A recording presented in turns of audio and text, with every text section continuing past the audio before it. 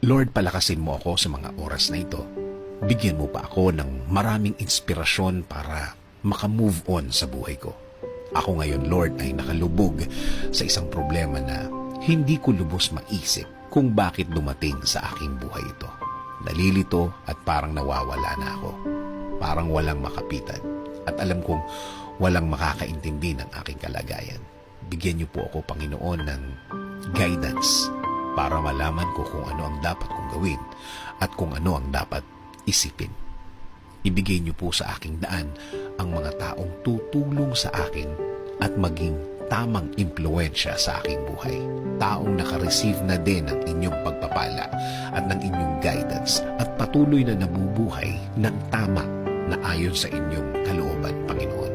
Huwag niyo pong hayaan din na grabing maapektuhan ang aking pamilya. Spare them from hurt. Patuloy niyo po silang protektahan. Patuloy niyo po silang ilid sa tama at patuloy niyo silang alagaan, Lord. Alam ko, Lord, na nakikita niyo ang aking kalagayan. Nakikita niyo po kung paano ako nahihirapan. Huwag niyo po sanang hayaan na magtuloy-tuloy ang aking nararanasan, Panginoon. Kaya, Panginoon, patuloy niyong lagyan ng liwanag ang aking puso't isipan. Alam kong tutulungan mo ako ulit. Alam kong gagaan ang lahat ulit. Alam kong hindi na magtatagal. Darating na ang tulong niyo sa akin. Dasal ko, Lord, na patuloy mo akong bigyan ng lakas para sa araw-araw. Para mas maharap ko ang mga problemang ito. Bigyan mo ako ng talino para mas alam ko kung ano ang gagawin sa problemang ito. Patuloy akong maniniwala at kakapit pa din sa inyong presensya, Panginoon.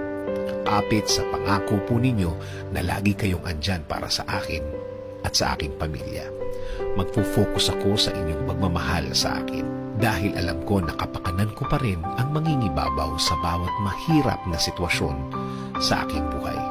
Maraming salamat sa inyong kabaitan. Maraming salamat sa inyong biyaya. Maraming salamat sa ibibigay mong lakas at talino sa akin, Lord. Alam ko na lalakas na ako at tatalino sa mga araw at linggo na darating sa aking buhay. Itinataas ko din po ang aking bayan, Panginoon. Bigyan niyo po ng guidance at inspirasyon ang Pilipinas at mga Pilipino ngayon dito po sa aming bayan at mga Pilipino sa ibang bansa. In Jesus' name I pray. Amen. Sabi sa Psalm 46:1-3, God is our refuge and strength, an ever-present help in trouble. Therefore, we will not fear, though the earth give way and the mountains fall into the heart of the sea, though its waters roar and foam and the mountains quake with their surging.